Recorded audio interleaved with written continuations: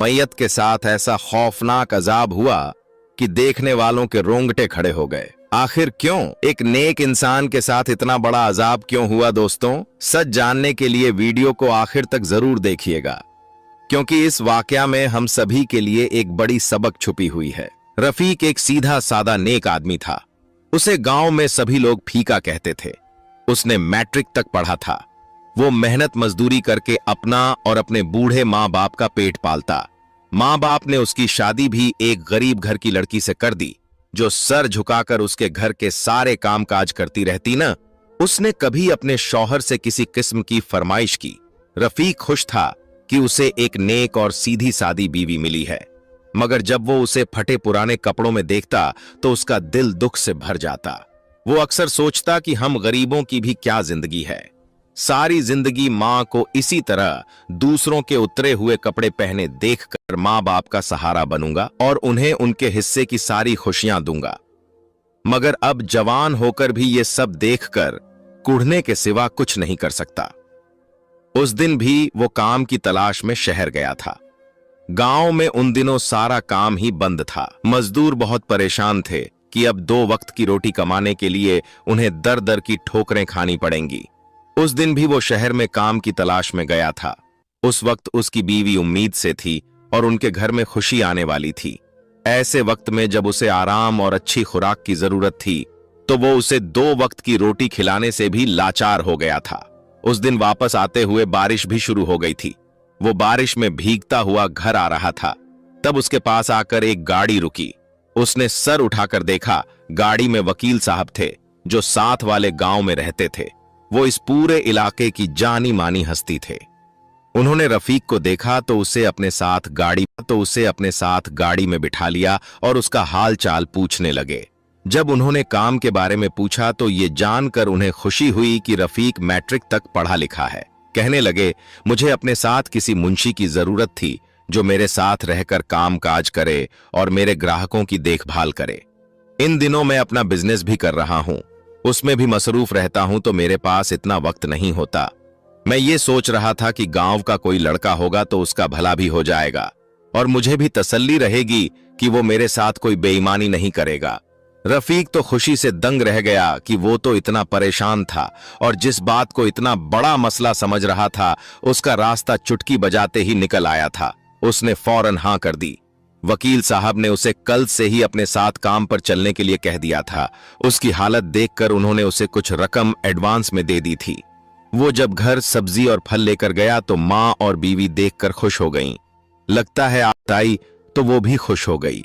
फिर गंभीरता से कहने लगी, बेटा एक बात याद रखना, इस काम में किसी के साथ गलत मत करना, किसी का हक मत मारना और किसी नाजायज काम को पैसे के लिए मत करना।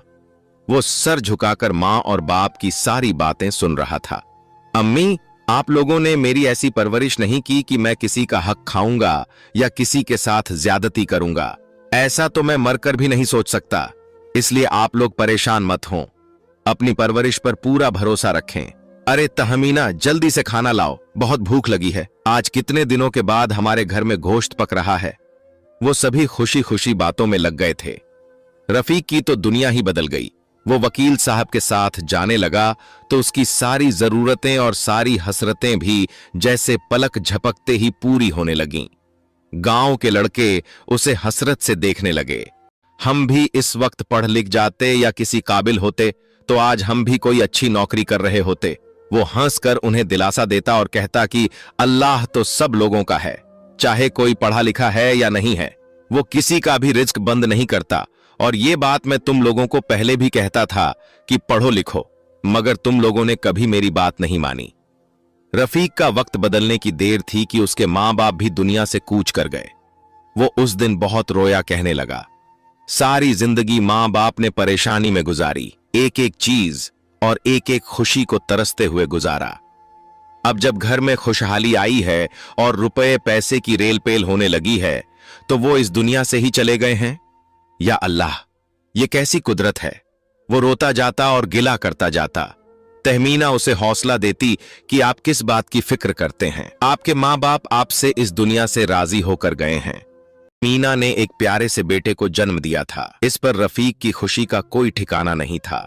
इस खुशी के मौके पर भी उसकी आंखों में आंसू आ गए कि काश अगर मेरे माँ बाप जिंदा होते तो कितना खुश होते। उस दिन रफीक ने पूरे गांव में मिठाई बांटी थी और हर किसी ने उसके बेटे को लंबी उम्र की दुआ दी थी।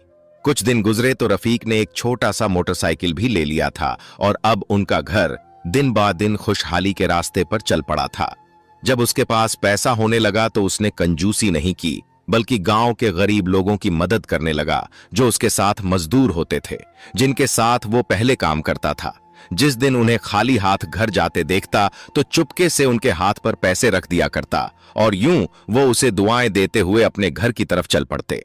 अगर किसी को पैसों की जरूरत होती तो वो बिना झिझक रफीक के पास आता और वो बिना जताए और बिना किसी एहसान के मीना ने एक प्यारे से बेटे को जन्म एहसान के उनकी जरूरत पूरी कर दिया करता था।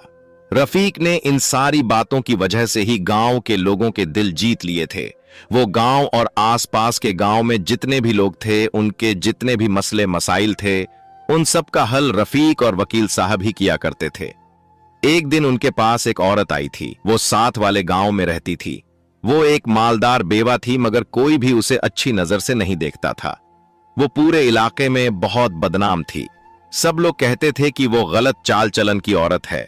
उसके शौहर के भाई और भतीजे उसके शौहर की दौलत और जायदाद पर कब्जा करना चाहते थे, मगर उस औरत का दावा था कि उसके शौहर ने ये सब कुछ अपनी जिंदगी में उसके नाम खुद किया था, जबकि उसके भाई और भतीजों का कहना था कि ये सब कुछ उस औरत ने धोखे से हासिल किया है और उसने जाली कागजात बनवाए हैं, वरना उनका भाई तो उस औरत से बहुत नफरत करना चाहती है। रफीक ने फैसला कर लिया कि वो इस नेक काम में वकील साहब का पूरा साथ देगा। बिल्किस जब भी दफ्तर आती तो अपनी झूठी मजलूमियत का ढोंग रचती और रफीक को अपनी अदाओं से लुभाने की कोशिश करती, लेकिन रफीक एक बाह्या इंसान था। वो उसकी तरफ देखना भी गनवारा न करता। बिल्किस ने जब देखा कि रफीक उसके काबू में नहीं आ रहा तो उसने गांव में यह मशहूर कर दिया कि रफीक मुंशी भी मेरे पीछे पागल है, लेकिन लोग हंसकर टाल देते, क्योंकि सब जानते थे कि रफीक एक बाकिरदार शख्स है और बिल्किस का काम ही यही है कि हर शरीफ मर्द पर कीचड़ उछाले।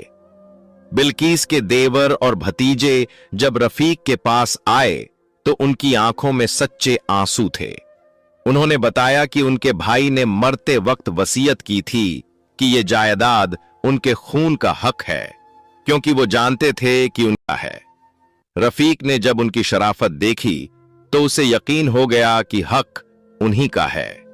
वकील साहब ने अदालत में केस को इस तरह लड़ा कि बिल्किस की मक्कारी के एक एक पर्दे चाक कर दिए। उन्होंने साबित किया कि बिल्किस ने जो कागजात दिखाए हैं वो उसने अपने बदचलन साथियों के साथ मिलकर तैयार किए थे। रफीक ने दिन रात एक करके वो तमाम गवाह इकट्ठे किए जिनके साथ बिल्किस के नाजायज ताल्लुकात के चर्चे थे। जब वो मर्द अदालत में आए और उन्होंने बिल्किस की असलियत बताई तो बिल्किस का सर शर्म से झुकने के बजाय वो और भी ढिठाई पर उतर आई। उसने अदालत में रफीक और वकील साहब को गंदी गालियां दी और कहा कि तुम सब मर्द एक जैसे हो, लेकिन जज ने उसके किरदार और पेश किए गए सबूतों की रोशनी में फैसला सुनाया कि ये तमाम जायदाद, जमीन और रुपया पैसा उसके शौहर के भाइयों और भतीजा साहब और रफीक अब गांव के बेताज बादशाह बन चुके थे, क्योंकि उन्होंने एक ऐसी औरत को शिकस्त दी थी जिससे पूरा इलाका परेशान था। बिल्किस अब दर बदर भटक रही थी। वो जिस मर्द के पास जाती वो उसे दुत्कार देता, क्योंकि उसकी हकीकत सब पर साफ हो चुकी थी। वो रफीक के बारे में जितनी भी बातें करती, लोगों के दिलों में रफीक के लिए उतनी ही मोहब्बत बढ़ती जाती, क्योंकि लोग समझते कि ये औरत एक नेक इंसान को बदनाम करके अपना बदला ले रही है। रफीक अब पहले से ज्यादा ठाठ बाट से रहने लगा। उसने नई जमीन खरीदी और अपना कारोबार बढ़ाया। वकील साहब ने उसे मशवरा दिया कि अब वो मुंशी से आगे बढ़कर कुछ और सोचे, क्योंकि उसमें बहुत काबिलियत है। रफीक ने अपनी मेहनत जारी रखी और गांव के हर छोटे बड़े मसले में सबसे आगे रहा। बिल्किस की कड़वी बातों और उसकी बदतमीजी ने उसे सबकी नजरों में इतना गिरा दिया था, कोई भी किसी चक्कर में फंस जाता तो बिना झिझक के वो रफीक से मदद लेने के लिए आ जाता। अक्सर रात गए तक उसके पास लोगों का तांता बंधा रहता और वो सब लोग उससे एक ही दरख्वास्त करते कि रफीक भाई एक बार वकील साहब से बात करके हमारा केस उनके हवाले कर दें। उन्हें कहें कि वो हमारा केस जीतने की पूरी कोशिश करें। हम गरीब हैं, जरूरतमंद हैं। उनके पास ज्यादातर केस ऐसे आते जो जमीनों से मुताल्लिक होते। एक दिन रफीक अपने घर वालों के साथ सो रहा था जब आधी रात को उसका दरवाजा जोर जोर से खटखटाया गया। वो उठकर बैठ गया। तहमीना भी हैरान रह गई। इस वक्त कौन आ गया? लगता है जो कोई भी है, बहुत जल्दी में है और किसी मुश्किल में है। मगर रफीक दरवाजा खोलने में हिचकिचाहट का मुजाहिरा कर रहा था। देखो तहमीना, अब मेरी दुश्मनी भी है। बहुत सारे ऐसे लोग भी हैं जो मुझे अपने रास्ते से साफ करना चाहते हैं। उन्हें मैं एक नजर भी नहीं भाता। ये भी वो औरत घर में आकर रफीक के कदमों में गिर गई। मुझे बचा लें रफीक भाई, मुझे बचा लें। मेरे ससुराल वाले दरिंदे हैं। मेरा शौहर भी बहुत जालिम इंसान था। मुझे रोज मारता, मेरे बच्चे के सामने मुझे तकलीफ पहुंचाता और आज उसने मुझे तलाक दे दी है। मगर वो ये बात मानने पर तैयार ही नहीं है और मुझे अभी भी अपने घर में बीवी बनाकर रखना चाहता है। और मैं इस गुनाह की जिंदगी से तंग आ गई हूं। रफीक और तहमीना उस औरत की बात सुनकर बिल्कुल अपनी जगह पर सुन्न से होकर रह गए। रफीक ने तहमीना की तरफ देखा। तुम इसे अपने कमरे में लेकर जाओ, इसे खाना खिलाओ, पानी पिलाओ और इन्हें सुला दो। मैं सुबह इनसे बात करता हूं। इस वक्त ये बहुत परेशान भी हैं। इनसे बात करना इस वक्त मुनासिब नहीं है।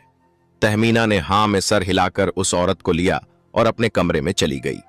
बाकी की रात रफीक ने दूसरे कमरे में गुजारी, मगर जागते हुए मुसलसल इसी औरत के बारे में ही बिले बर्दाश्त थी।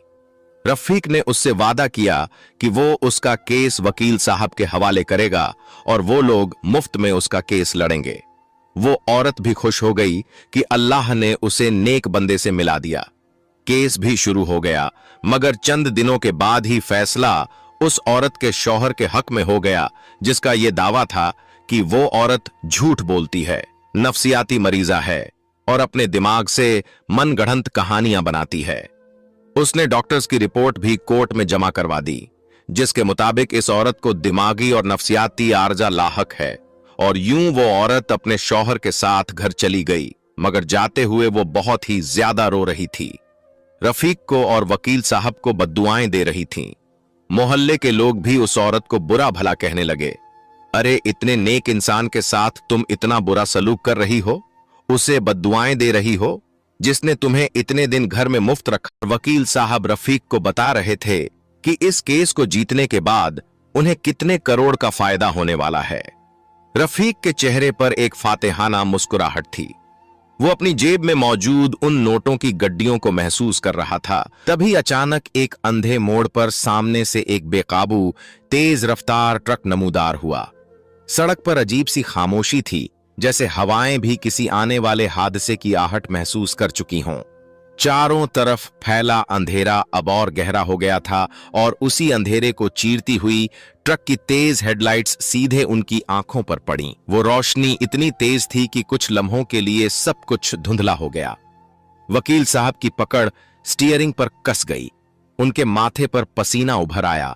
दिल की धड़कनें एकदम तेज हो गईं। उन्होंने स्टीयरिंग घुमाने की भरपूर कोशिश की, लेकिन ऐसा लग रहा था जैसे रफीक भी अपने घर में दोबारा से अपनी बीवी के साथ पुरसुकून होकर रहने लगा। रोजाना ही इसी तरह के केस रफीक के पास आने लगे, जिसमें कभी कोई लड़की घर से भाग जाती तो कभी किसी को जायदाद का मसला होता। मां बाप विरासत में से हिस्सा देने पर तैयार नहीं थे और शौहर हिस्सा लेने पर बजिद होता। रफीक और वकील साहब की जोड़ी पूरे इलाके में एक ऐसी दहशत और असर ओ रसूख की अलामत बन चुकी थी कि लोग उनके नाम से थर थर कांपते थे। बजाहिर वो मजलूमों के हमदर्द और वकील ए इस्तगासा बने फिरते थे। एक शाम जब आसमान पर गहरे सुर्खी माइल बादल छाए हुए थे और फिजा में एक अजीब सी बू फैली हुई थी, रफीक और वकील साहब शहर से एक बड़े जमीन के केस की पैरवी करके वापस आ रहे थे। वकील साहब की नई चमचमाती गाड़ी सड़क पर दौड़ रही थी। गाड़ी के अंदर एक मंजर घूम रहे थे। नई जमीन, बढ़ता कारोबार, लोगों की इज्जत, लेकिन अगले ही लम्हे सब कुछ बदल गया। एक जोरदार कान फाड़ देने वाला धमाका हुआ। ऐसा लगा जैसे आसमान फट गया हो। लोहे का ढांचा इंसानी जिस्म से टकराया। शीशों के हजारों टुकड़े हवा में बिखर गए। हर तरफ चीखती हुई आवाजें, टूटते हुए धातु की खड़खड़ाहट। गाड़ी बेकाबू होकर सड़क से फिसली और लुढ़कते हुए गहरी खाई में जा गिरी। उस एक पल में सब कुछ खत्म हो चुका था। हादसा इतना शदीद था कि रफीक, जो कुछ लम्हे पहले तक जिंदा था, अब मौत की घाटी में उतर चुका था। उसका सर इतनी जोर से डैशबोर्ड से टकराया कि उसकी खोपड़ी चकनाचूर हो गई। खून चारों तरफ फैल गया। उसका जिस्म ढीला पड़ गया। उसकी आंखें खुली रह गईं, जैसे वो आखिरी लम्हे में कुछ समझ गया हो, जैसे उसे एहसास हो गया हो कि जो रास्ता उसने व इन्ना इलैही राजिऊन, रफीक का इंतकाल हो गया। ये लफ्ज जैसे पूरे गांव के दिल पर हथौड़े की तरह गिरे। हर घर में सन्नाटा छा गया। लोग एक दूसरे की तरफ देखने लगे, जैसे किसी को यकीन ही न हो रहा हो। रफीक, वो कैसे? जिस इंसान को लोग अपना सहारा समझते थे, जिसके पास हर मसले का हल होता था, आज वही खुद एक कहानी बन चुका था। रफीक के घर में तो जैसे कयामत टूट पड़ी। तहमीना, जो उसे अपना सब कुछ समझती थी, जैसे ही उसने ये खबर सुनी, उसकी टांगों से ताकत निकल गई। वो जमीन पर गिर पड़ी। उसकी चीख पूरे घर में गूंज उठी। तुम हमें छोड़कर क्यों चले गए? उसकी आवाज में ऐसा दर्द था जो पत्थर दिल इंसान को भी रुला दे। वो अपने बाल नोच रही थी, सीने पर हाथ मार रही थी, बार बार बेहोश हो रही थी। अब हमारा क्या होगा? उसकी आवाज दीवार भी नहीं जानते थे। अपने बाप के बेजान जिस्म के पास बैठकर रो रहे थे। कभी उसका चेहरा हिलाते, कभी उसे उठाने की कोशिश करते। अब्बू, उठो ना। उनकी मासूम आवाजें हर दिल को चीर रही थीं। गांव के बूढ़े, जवान, औरतें, बच्चे सब जमा हो गए। हर तरफ सिर्फ रोना था। कोई उसकी दरिया दिली याद कर रहा था, कोई उसकी मददें, कोई उसकी नेकियां। वो कितना अच्छा इंसान था, कितनों की मदद की उसने। लेकिन इस मातम के पीछे एक सच्चाई भी दबी हुई थी, एक ऐसी सच्चाई जिससे अभी कोई वाकिफ नहीं था। मैयत का हालत खराब होने के कारण लोगों ने रात को ही दफन करने का फैसला किया। जब रफीक का जनाजा उठा तो हजारों का मजमा था। जनाजे के शरीक रफीक की मगफिरत के लिए दुआएं कर रहे थे। वकील साहब, जिनके सर पर पट्टी बंधी थी और वो बैसाखी के सहारे चल रहे थे, जनाजे के साथ साथ थे। उनका चेहरा जर्द पड़ चुका था। जब मैयत को कब्र के किनारे लाया गया तो फिजा में एक पुरअसरार खामोशी छा गई। जैसे ही चार आदमियों ने रफीक की मैयत को कब्र की लहद में उतारा और उसे दाएं पहलू लिटाया गया, वहां मौजूद लोगों के हलक से दहशतनाक चीखें निकल गईं।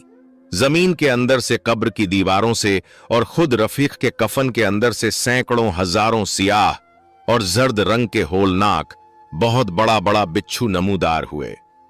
वो बिच्छू इतने जहरीले और बड़े थे कि उनको देखकर कलेजा मुंह को आता था। वो बिच्छू रफीक के कफन पर रेंगने लगे, उसके चेहरे पर चढ़ गए और उसके बदन को अपनी लपेट में ले लिया। और रात के अंधेरे में वह बिच्छू और खौफनाक लग रहे थे। फिर वो मुसलसल रफीक के मुर्दा जिस्म को डंक मार रहे थे, जैसे वो मिट्टी के इस ढेर से अपना हिसाब बराबर कर रहे हों। ये मंजर देखकर कब्रिस्तान में मौजूद लोग पीछे हट गए। तौबा तौबा, ये क्या हो रहा है? इतने खौफ और दहशत के मारे लोगों के पसीने छूट गए। किसी की हिम्मत न थी कि वो आगे बढ़कर इन बिच्छुओं को हटाए। ये इबरतनाक मंजर देखकर वकील साहब का जब्त जवाब दे गया। वो जो अब तक खामोश तमाशाई बने हुए थे, अचानक पागलों की तरह चिल्लाने लगे। वो अपने मुंह पर जोर जोर से थप्पड़ मारने लगे और अपने कपड़े फाड़ने लगे। उनकी चीखें सुनकर लोग हैरान रह गए कि वकील साहब को क्या हो गया है। बचा लो, मुझे बचा लो, ये आग है, ये जहन्नुम की आग है। वकील साहब चीख रहे थे और जमीन पर लोटपोट हो रहे थे। अगर रफीक के साथ ये हो सकता है तो मेरा क्या बनेगा? मैं तो इससे बड़ा गुनाहगार हूं। मैंने तो कानून को बेचकर अपने पेट में अंगारे भरे हैं। गांव के लोग उनके पास दौड़े, वकील साहब होश करें। क्या आपका दिमागी तवाजुन बिगड़ गया है? आप ये क्या कह रहे हैं? वकील साहब ने तड़प कर जवाब दिया, हां, मैं पागल हो गया हूं। मैंने अपनी आखिरत बर्बाद कर ली। तुम लोग और मैं, हम दोनों मुजरिम हैं। तुम्हें याद है वो औरत जो रोती हुई यहां से गई थी, जिसका शौहर उसे तलाक दे चुका था और वो गुनाह की जिंदगी से बचना चाहती थी। हमने उसके शौहर से भारी रकम ली थी, हमने झूठी गवाहियां दी, हमने डॉक्टरों को खरीदकर उस औरत को पागल साबित किया ताकि वो अपने शौहर के पास वापस जाने पर मजबूर हो जाए। वो आज जिस गुनाह की जिंदगी गुजार रही है उसका जिम्मेदार मैं और ये रफीक है। लोग दम बखुद खड़े सुन रहे थे। वकील साहब का एतराफ जरियत जुर्म जारी था। सिर्फ यही नहीं, हमने जायदादों के दर्जनों केसों में यतीमों का हक मारा, हमने झूठे कागजात बनवाए, हमने अदालत में कुरान पर हाथ रखकर झूठ बोला ताकि मालदारों की जमीनें पक्की हो सकें, हमने मजलूमों के घर उजाड़े और खुद ऐश की जिंदगी गुजारी। ये बिच्छू जो तुम देख रहे हो, ये वो झूठ हैं जो हमने बोले। वकील साहब की बहस में उन्होंने हकदार का हक मारा था, वो सब बयान कर दिया। वकील साहब के इस एतराफ के बाद गांव के बुजुर्गों और इमाम साहब ने फौरी एक्शन लिया। उस मजलूम औरत को बुलवाया गया जिसके शौहर ने उसे तलाक दे दी थी। जब सारा सच सामने आया तो इमाम साहब ने फतवा दिया कि उसका निकाह टूट चुका है और वो अब अपने शौहर के साथ नहीं रह सकती। उस औरत को उस जालिम मर्द के कब्जे से छुड़ाया गया और उसे उसके वालिदैन के घर भेजा गया। इद्दत पूरी होने के बाद उसकी शादी एक नेक सीरत और रहमदिल शख्स से कर दी गई, जिसने उसे और उसके बच्चे को दिल से कबूल किया। वकील साहब ने उस दिन के बाद वकालत के पेशे को खैरबाद कह दिया। उन्होंने अपनी तमाम जायदाद और हराम की कमाई गरीबों में बांट दी और मस्जिद के एक कोने में तौबा के सज्जदों में गिर गए। वो अक्सर रफीक की कब्र पर जाते जहां अब भी एक अजीब सी वहशत बरसती थी। रफीक की कब्र वो मुकाम बन गई जहां से गुजरते हुए लोग कांप जाते थे। रफीक की बीवी तहमीना और उसके घर वाले भी इस सच्चाई के सामने आने के बाद टूट गए। वो जो फख्र से सर उठाकर चलते थे, अब लोगों से नजरें चुराने लगे थे। रफीक का इबरतनाक अंजाम पूरे इलाके के लिए एक सबक बन गया। लोगों ने जान लिया कि अल्लाह की लाठी बेआवाज है, मगर जब वो बरसती है तो बड़े से बड़ा फिरौन भी मिट्टी का ढेर बन जाता है। ये कहानी इस बात की गवाह बनी कि दुनिया की अदालतों में तो इंसान झूठ बोलकर जीत सकता है, लेकिन उस अजीम मुंसिफ की अदालत में जहां जर्रे जर्रे का हिसाब होना है, वहां सिर्फ सच और नेक आमाल ही बचा सकते हैं। रफीक की कब्र के